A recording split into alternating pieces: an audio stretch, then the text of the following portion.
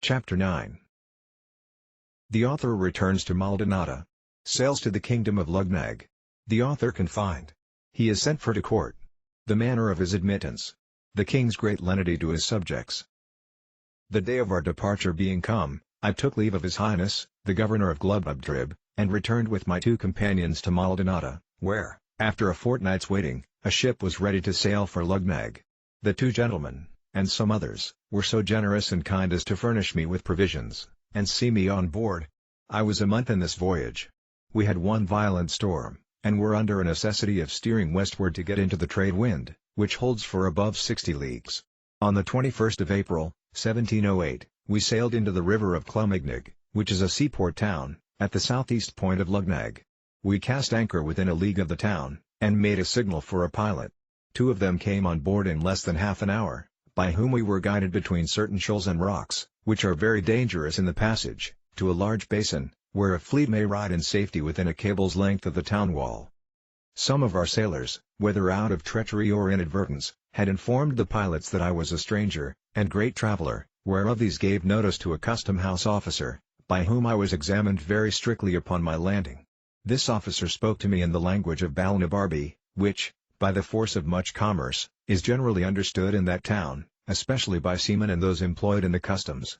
I gave him a short account of some particulars, and made my story as plausible and consistent as I could, but I thought it necessary to disguise my country, and call myself a Hollander, because my intentions were for Japan, and I knew the Dutch were the only Europeans permitted to enter into that kingdom.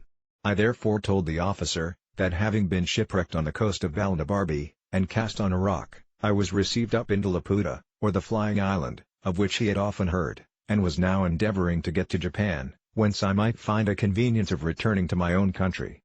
The officer said, I must be confined till he could receive orders from court, for which he would write immediately, and hoped to receive an answer in a fortnight.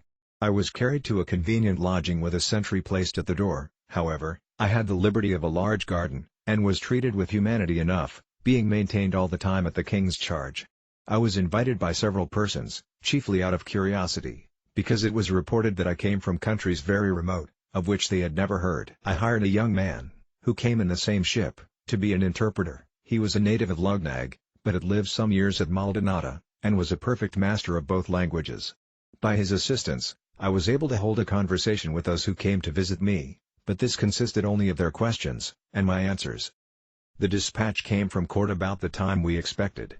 It contained a warrant for conducting me and my retinue to Trildragdub, or Trildrogdrib, for it is pronounced both ways as near as I can remember, by a party of 10 horse. All my retinue was that poor lad for an interpreter, whom I persuaded into my service, and, at my humble request, we had each of us a mule to ride on. A messenger was dispatched half a day's journey before us, to give the king notice of my approach, and to desire, that His Majesty would please to appoint a day and hour, when it would by his gracious pleasure that I might have the honor to lick the dust before his footstool. This is the court style, and I found it to be more than matter of form, for, upon my admittance 2 days after my arrival, I was commanded to crawl upon my belly, and lick the floor as I advanced, but, on account of my being a stranger, care was taken to have it made so clean, that the dust was not offensive. However, this was a peculiar grace, not allowed to any but persons of the highest rank, when they desire an admittance. Nay, sometimes the floor is strewed with dust on purpose, when the person to be admitted happens to have powerful enemies at court, and I have seen a great lord with his mouth so crammed, that when he had crept to the proper distance from the throne, he was not able to speak a word. Neither is there any remedy, because it is capital for those, who receive an audience to spit or wipe their mouths in His Majesty's presence.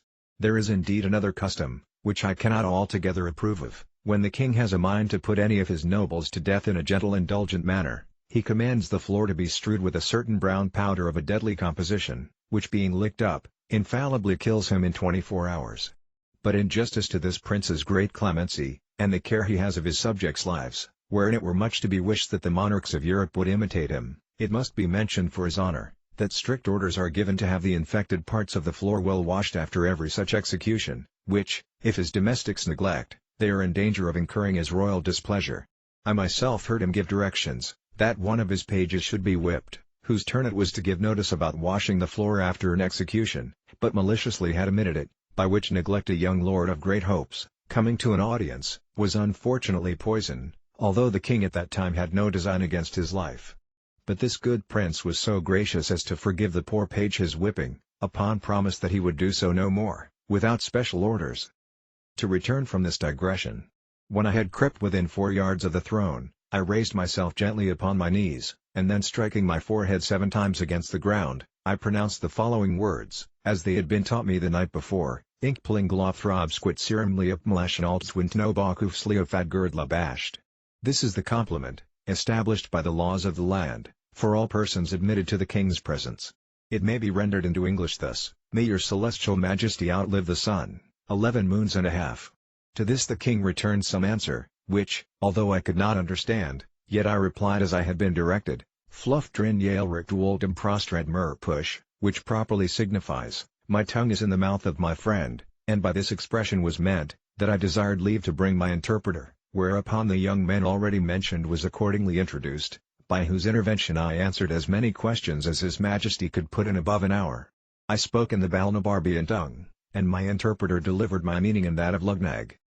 The king was much delighted with my company, and ordered his Blithmar Club, or High Chamberlain, to appoint a lodging in the court for me and my interpreter, with a daily allowance for my table, and a large purse of gold for my common expenses. I stayed 3 months in this country, out of perfect obedience to His Majesty, who was pleased highly to favor me, and made me very honorable offers. But I thought it more consistent with prudence and justice to pass the remainder of my days with my wife and family,